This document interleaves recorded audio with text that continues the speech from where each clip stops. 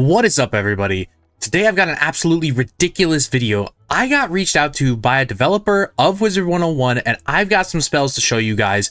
This is going to be insane. The first thing I want to look at with you guys is the new paths for Scarab. Yes, I said paths. A lot of these spells that we're going to be looking at today have 3 paths, so let's take a look. So first, let's talk about the elephant in the room, Path C here. This is now an entirely new mechanic that has not been on any other spell previously, the ability to swap weaknesses. This actually has some weird implications for the Kabbalist raid. I literally had a guildmate asking me if there was a spell that gave this effect, but at the time there was none. But more importantly to me is the PvP implications. This spell swaps a weakness first and then hits. So there's a couple different implications that might have. The most simple of these is just in response to just a regular weakness. The ability to remove that weakness and put it on them is something that Balance has not really had the opportunity to do for such low pips. The only equivalence to this would be a Lore Master, but that requires a school pip and costs 3 additional pips compared to this one. Not to mention the fact that Balance has already run P-Serve a lot, so this spell kind of goes hand in hand with what they already want to do. The other big implication of this path is against Vampire. So what Vampire does against Balances specifically is when there are infections on you and they cast the Vampire, you get 2 weaknesses that are universal. These weaknesses currently are 45, but I believe by the time this spell comes out, they will be weaker, but this is still huge for this spell. Since it's a swap and a hit, it will actually move one of the weaknesses over to the opponent, debuffing them, and then hitting, removing the second weakness, giving you a 1-pip Vampire counter, which pretty much shuts down a Death's ability to use that spell against you. I think that's definitely going to be the biggest interaction, but I think I could see some merit for this spell being used on other schools as well, just for pushing a weakness. Like, that is a very underrated utility that normally schools don't have access to. Now, there is one thing of note with the Path B version of this spell. It is exactly the same as the one we currently have, except it actually does a bit more damage. Currently, it maxes out at 50 damage. Now, I don't think this damage difference is going to make a huge difference, but it is significant because previously 50 is like not a number that like realistically does any damage. And so if we're talking about percentage damage increase, this is quite a large percentage increase. So maybe it'll change some interactions. I really doubt it. This spell wasn't really being used a lot as is, outside of maybe a one-time use Steal the Blade. But now I guess it's technically better for that, so I'll take it. Now, moving on to the next spell, Scorpion. This is an insane list. There is so much to talk about here. Yo, look at it! Look at it! Look at it! Look at it! Look at it! I want all of you to look at it! Now, let's focus on Path B for now. So normally Scorpion functions exactly the same as you see here on Path B, but it actually costs 2 pips. Swapping a shield and then hitting is pretty significant because it allows you to break 2 shields similarly to the new Scarab, except with shields instead of weaknesses. Although the reduction in damage is significant, reducing its pip cost to 1 is insane. They've effectively just made a better version of Steel Ward for Balance, and now you can pip conserve it. I could even potentially see some justification for running this on some other schools if you could manage to get that 15 balance accuracy. Steel Ward used to be such a meta-defining spell, and I know that we have a lot more shield counters to deal with it these days, but this spell is not to be taken lightly, and its pip cost reduction, I think, is way more of a buff than the slight damage nerf that it got. People were not using this spell to do damage. It was doing kind of a significant amount when it's closer to a wand hit's worth of damage, but that's still not the reason why people were doing it. And this is definitely a buff to the strategies that I do with the Scorpion Adapt plays, and I'm very excited about this change, but I'm very scared about what this might mean for balances in general. We might be seeing this spell spammed a lot. Now, Path C is interesting because it's a 1-pip trap remover, but it's not chromatic like Locus Swarm, so you won't actually consume the trap. So I don't know exactly how useful this spell will be, but I think there's some niche things that you could possibly do with this. One thing I'd actually like to say about this is if you are running a school that has trap counters like fire and life, you could actually potentially put a trap on yourself with this move, similar to what I do with the Path B version where I put a shield on my opponent to gambit it later. I've already shown that this can be done with Locus Swarm, and now you can do it for 1 pip. I have a video where I, on a fire, moved traps over to myself and then used Fire Dragon to get extra value from that. The other thing I'd like to say about this spell is there's a very particular thing that you might notice about the order. It is a hit and then a swap, the opposite of how the shield path works. That's only really significant for one thing, and that is universal traps. When you use this spell, it will push the trap over, but it'll be after the hit, so the trap will not be consumed. Now, I hear what you might be saying. Who cares? Nobody uses universal traps in PvP. They're literally useless for like every school, so why would that even matter?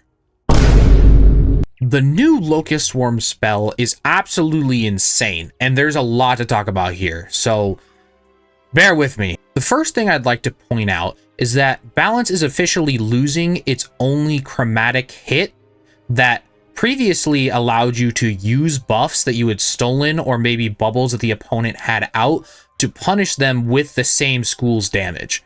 With old Locus Swarm, what you could do is steal one of their blades, and if they had a bubble out and maybe traps that you had swapped over, you would actually potentially get like a triple buffed Locus Swarm with their buffs, but that is no longer the case. We are getting a slight damage increase. I will say the old chromatic version got nerfed into the ground, so it really didn't do that much damage, but then again, we aren't really using these small pip spells for damage, so I don't know how significant of a factor that's going to be. Now, the Echo 2 traps for 40 traps is very significant, and there's a lot of implications with this, so let's break them down.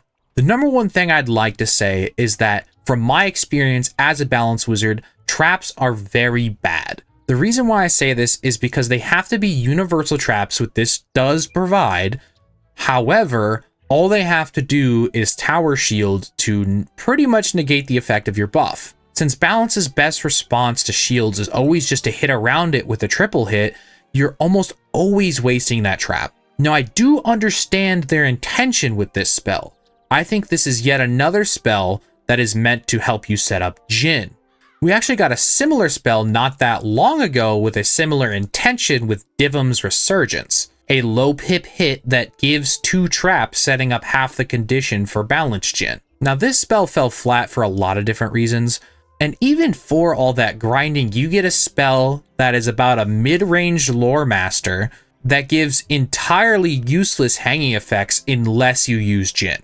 A spell like Berry Surprise is not even really being affected by this. I don't think this spell did good, but there is some serious plus sides to the new Locus Swarm that I think will outshine this spell. Now, obviously, the big difference is these traps are actually useful. You can actually use them to get a huge amount of damage. A 40% trap is pretty significant, so it kind of forces a defensive move out of your opponent, so that is a huge upside. Obviously, it costs 1 less pip, so it's easier to combo with. If you're at 10 pips, you could throw out a Locus Swarm, pip conserve it, and then get a pip for your turn, and then Jhin immediately out of it. There wasn't really a way to do that with Divum's Resurgence.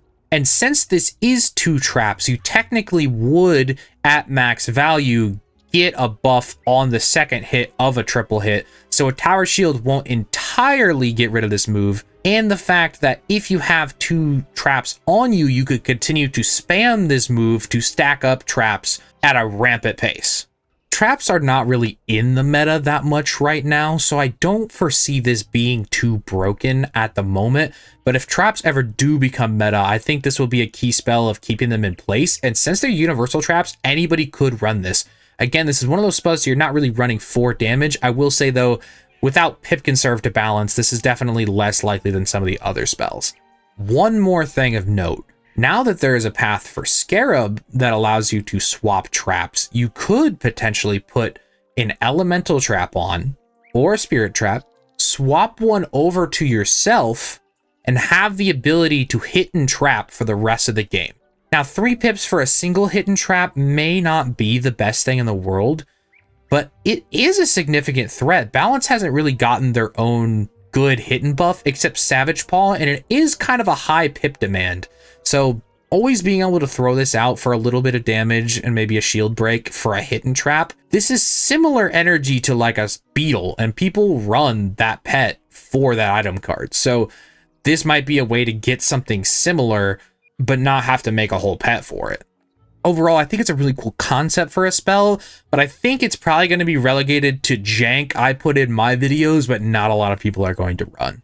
Now, this next spell has some infamy. Roll the clips. This one spell, which involves swapping both heals and dots for a simple 4 pips, makes an entire third of all hanging effects in the game impossible to use against balance. If you're a bounce main, this is probably going to hurt your feelings, but right now you don't really need to play by any rules that the 6 other schools have to play by, and there's not really much of a difference or a skill gap between a new bounce player and a warlord bounce player. This is a good spell against double overtimes, double heal overtimes, single overtimes, and single heals. Like, it's an amazing answer to a bunch of things. I think Mana Burn and Gearhead alone give balance all the tools it needs to succeed against most of the schools in the game. Here's my issue with Gearhead, right? This spell counters essentially the entire game, right? No matter what kind of dot you do, like a Rain of Fire, a Krampus, a Berry, a Gnomes, a Rebirth, it just completely destroys everything. The spell does too much. I think if the damage was weaker and like it just swapped or something, that would be fine, but the spell is just straight up broken, and it's been used every meta ever since the dawn of time, and I think that's a red flag. Now, I think this is going to be the most controversial change of them all in this video.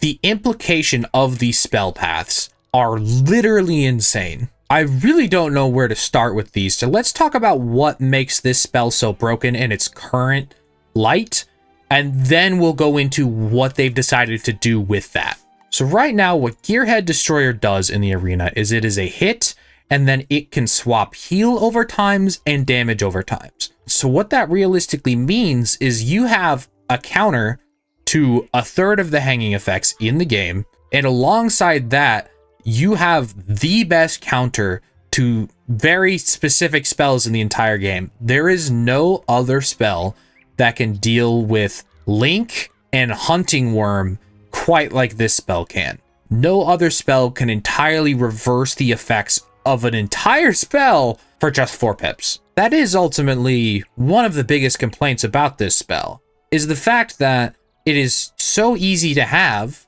because you're not just running, oh, a couple heal counters. This isn't just a heal counter, this is a dot counter. It also treats heals and dots as the same thing, so you can like cover heals with dots and then you can only shift the dots, or vice versa. You can cover a dot with a heal. It's really weird how this spell interacts with the game. It really does not interact with things in any way that any other spell does. So let's talk about what they did to it. I'm going to be so real with you guys. I am terrified at what they've decided to do with this spell. So let's talk about the technically nerf that this spell has gotten. Obviously, a consistency of pulling is going to be a little different because you're not going to just immediately have access to things that can counter more than they're supposed to counter. You have to decide, do you want it as a heal counter or do you want it as a dot counter? That part is technically a nerf, and I do want to acknowledge that because that is one of the complaints that people had about it. However, y'all, look at the amount of damage it does. Look at it.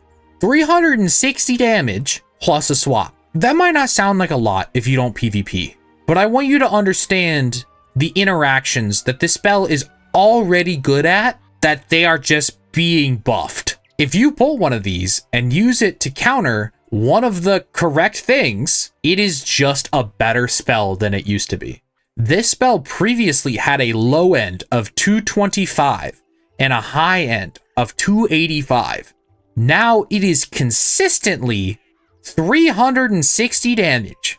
That is at minimum 85 more damage at max tier. People were already using this spell when somebody rebirthed. Rebirth is one of the strongest heals in the entire game. It puts on 3 heal over times, so it's more difficult to counter. It heals for so much. As of right now, Rebirth crit on a life tends to do about 1600 a heal. Currently in PvP, when somebody gearheads a life wizard, to steal one of those heals. They do almost 1,000 damage. So for 4 pips, you are getting healed for 1/3 of the amount. They are getting healed for 2/3 of the amount, and you're doing almost that remaining 1/3 with the hit. With this damage buff, this is now a neutral move against Rebirth. An 8 pip spell is a neutral move against a 4 pip spell. That is literal insanity. I've heard this argument be made by some of the developers where if Gearhead was broken, why aren't other schools running it? Its brokenness comes from the damage that you're doing on top of countering the effects. Obviously, in examples like Poison and Frostbite, it was pretty clear cut that most of the damage was, on the overtime and removing it from yourself. That's where a lot of the utility comes from. But against schools that have multiple dots or multiple heals and things like that, it was very clear that the damage was more than making up for the fact that it was only partially countering those spells. Not to mention, this spell completely outtrades any double overtime or double heal, because you are literally removing half of it and getting damage for it. And all of those spells cost 4 pips or more. There are like no spells in the game that give a double overtime or a double heal that aren't 4 pips or more. And this spell is 4 pips, and this spell outtrades every single one of them.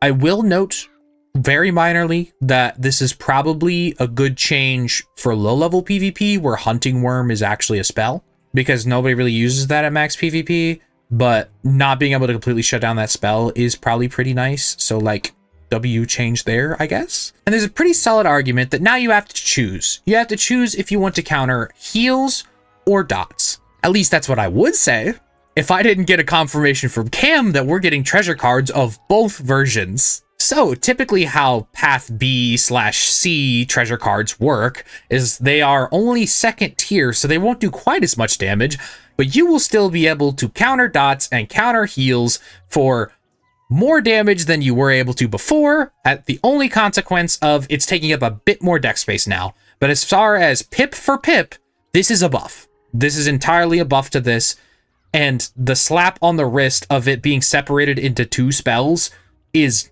not enough.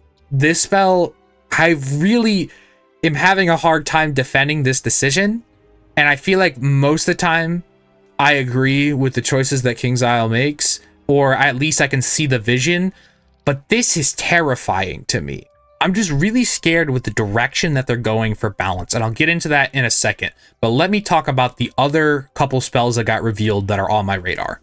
So with the change to eye and scales, and the addition of the new spells that remove blades but replace them with weaker versions, balance officially doesn't have any removal of anything. With the mana burn and aura pop nerf on the horizon, they will no longer be able to actually destroy anything, but they will have leverage over every hanging effect in the game. This is a huge double-edged sword to me. Cam has said on repeated occasions that this is the current vision for balance, is that they will not be countering anything truly. What they will be doing is responding to moves and leveraging the fact that they have access to all the hanging effects. And to me personally, that feels really broken. No other school in the game can rely entirely on their own school's toolkit to deal with all the different hanging effects in the game. Most, if not every other school, is forced into a very specific dual school option. Whatever school is best for covering their weaknesses is what they realistically have to do if they want to compete. For example, Storm, Death, and Ice all tend to run fire damage, because Elf is the best response to shields, their greatest weakness. And as much as Myth and Fire do synergize with each other and love to duel into each other, those schools are often forced to run Storm accuracy even if they aren't running the damage just for heal counters and dot counters. On this channel alone, I on the balance have dual schooled into Storm, into Ice, and now into Life. And before the stat cap change, I was dual schooling with Myth, and I was dual schooling with Fire. And I think with the addition of the dual school Pierce Jewels that were teased on stream, I think there's a good argument that balance could do a vampire strategy or something crazy with drains since they have so much tankability. Not to mention the fact that Death very easily sets up Tribunal Oni, weaknesses and blades is kind of Death's specialty. Now, on the other hand, some of you balanced defenders might be saying, well, if you actually play PvP, it's not that simple. Just because you have a counter to everything in your deck doesn't mean you always can hold on to the counters in your hand.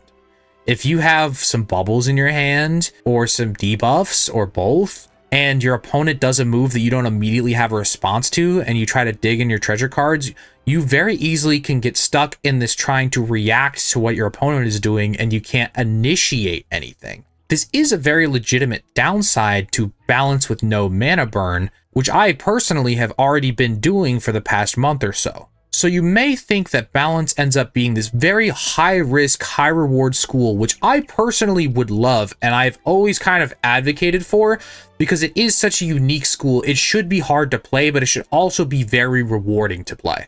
And maybe it will be. Despite no direct mention of Scales of Destiny being changed anytime soon, there is no way this spell stays in the game because it literally breaks all the rules they are setting in place for balance. It's only a matter of time before it catches up to itself and it gets nerfed to the ground. But ultimately, what at first feels like high skill, rewarding gameplay quickly turns into, well, I looked up a YouTube video on how to play balanced PvP and I pretty much get it now. For a while, I legitimately do think people are going to claim that balance fell off and balance isn't good anymore, or balance is too hard to play, or they're too inconsistent and things like that. But as time ticks on and people figure out how many of certain spells to pack and which spells to keep in what matchup, high skill gameplay just becomes common knowledge. This is a really weird comparison, but if any of you have ever played Clash Royale, you might be familiar with the deck Hog 2.6. The whole point of this deck is that it has a bunch of super weak spells that are actually pretty hard to use, but if played perfectly, this deck could theoretically never lose any game. It has an okay matchup against every single other deck in the game. You used to really be highly revered for playing this deck because it genuinely did take a lot of skill and not a lot of people could do it. But in today's day and age, you can literally look up how to play Hog 2.6 and in about a week be just as good as about 90% of the players that play this deck. My point is, giving balance an answer to everything is basically like making them the avatar of Wizard 101, but still trying to balance them like they're just any other school. This is going to be a really hard battle for KI to work to try to make it fit in with everything else while being so different, and I do not envy them because this community can be ruthless. At this point in the video, I really just want to talk about Wizard 101 as a community and the relationship that Kings Isle Entertainment is having with this community. When Cam reached out to me just a few days ago, I had a lot of feelings about this situation. I'm obviously honored by the fact that I get to be a part of this really cool new era of a relationship with KI. If you look at the sub count of all the other creators on this list of people doing spoilers, I am so small in comparison to all of them. After the adrenaline wore off and I actually started looking at those numbers, it actually made me feel kind of guilty. Why is someone as small as me, who only really started taking YouTube seriously about 3 months ago, getting to participate in something so cool and so monumental for Wizard 101 as a whole? So I want to take this opportunity to not only say thank you, but to show support to all of the people who also love this game and pour their hearts into making content for all of us to enjoy. And hopefully in the future, some of these content creators get an opportunity to be involved in things like this. Starting us off, I want to talk about Firestarter 101. This man has been showing me support since the early days of my YouTube and has always been willing to lend a hand whenever I need it. He's helped teach me about YouTube related things, and he's always trying to help me and others farm up whatever they may need. He's a great Wizard 101 variety channel. He makes videos about almost anything in this game. He's a very knowledgeable person on these topics as someone who has many max wizards and does a lot of the side activities like raiding and does in-depth commentary about a lot of the flaws this game has and the divide in the community, but also makes videos about what he loves about this game and advice for new and experienced players alike. If you haven't already subbed to this man's, please check out the description for a link to his channel. He's a big part of where my channel is today. Next up, I gotta apologize because I do not know how to pronounce this creator's name. I'm gonna do it violently wrong and pretend that I'm being funny. So, we got TNToen. I'm sorry. She commented on one of the videos of mine way back when, and I did not even know that she was a content creator until one of the people in one of my live streams actually pointed it out. After watching some of her videos, I realized she makes genuinely some of the most unique Wiz content out there. Her videos talk about Beast Moon, pet making, farming, a freaking whirly burly guide. She literally made a breakdown video of the maze from the Nightmare Dungeon with like a top-down view, and that is like the most in-depth I've ever seen on that topic. 99% of the stuff in her videos I'd never expect to see on any other channel, and she has really funny delivery on a lot of it. I love how the devs just really didn't care about this game very clearly with like the spelling error of on your turn, this is the order of U pieces. So check her out if you haven't already. And KI devs, if you're watching this right now, reach out to her next time you do one of these. She deserves it. She has a very unique view on this game. I think she'd enjoy this. Now, I can't do a shout out portion of the video without shouting out my boy IceGold. He literally has several videos where he is shouting out smaller content creators for Wiz. He actively is pushing people to see other channels, and I love to see the positivity. He's a really laid back person with a very chill vibe, very relaxing videos. He's really not big on the fast cuts and the meme edits that I sometimes do. He really just keeps it real for the people. That is really going to shake up this tier list a lot, and I'm really excited to see it because I'm ready to reorder these in such a way where balance is not winning 5 and only barely losing a 6. And once again, he is a very knowledgeable person on the community, and he kicks butt. Now, if you love PvE and don't really care about PvP, the absolute best creator, in my opinion, by far is Xerath. I've shouted him out before on my channel, but I can't really do a shout out section without talking about this dude. He's inspired me to do challenge runs of my own, and I'm sure he has brought countless people back to this game because how much of his content is oriented around Arc 1. We're almost done, so stay with me. These last two are literally on the Wizard 101 post for this whole content creator thing, so they really need no shout out from me, but I digress. Liam is a Vibe is a YouTuber that started making videos only a few years ago, and he's already grown to be one of the most recognizable people in the community. I literally remember cueing him and he clapped my cheeks and then he plugged his YouTube with only 2 videos to me after the match. He's helped me with questions on my journey as a content creator, and obviously he's the original person that teased some of these spells that I've included in this video, so check him out, show him some love. Now, I can say with 99% confidence that Sauce is probably not watching the video at this point. He's probably right now making his own video talking about all these new spells, and he really doesn't need this tiny channel's clout to go his way, but I'm gonna give it to him anyway. This man's is really on the Wiz grind, uploading videos and streaming every single day Wizard 101 content. And on top of all that, he's found time to help me along my Wiz journey, my content creator journey, and some of my real life journey. This dude has helped me quest up wizards, donated so many keys to my Spellman grind, and talked me through some of the really weird parts of being a content creator. And most importantly to me, he's been my biggest inspiration to make YouTube videos. I've been watching him for such a long time. This man's has inspired more people to try PvP and try new strats than probably anyone else in this community. He may get heated about this game from time to time, but ultimately when that camera is off, he's just like every one of us in the community. He's excited about new updates. He's laughing about what's going on in the Wizard 101 discourse. And despite him having the most haters by far, he will absolutely forgive people that were weird to him in the past that have genuinely changed and want to be a part of his community again. And that's something I really look up to, even though he's only like a year older than me. We got to witness firsthand him going from like an angsty teen that talked a lot of smack to a dude that just loves the game and wants to see it thrive. This event of doing these teasers with content creators has never really been done before to my knowledge, so I think this one is going to set a precedent for how these will go in the future, so I really wanted to give this my all. And my hope is, by doing so, other small creators like me will get this opportunity in the future. Since I'm on the last day of these reveals as far as the content creators go, I really want to end this with a good message. Let this video be an inspiration to any of you already on the grind, or maybe some of you that haven't started yet and are afraid to. Go for it. 3 months ago, I was uploading to like 20 subscribers. You can do it. That's all I got. Later, taters. We do crowns giveaways. Join the Discord. Subscribe to the channel. Like the video. Join the Discord. Like the video.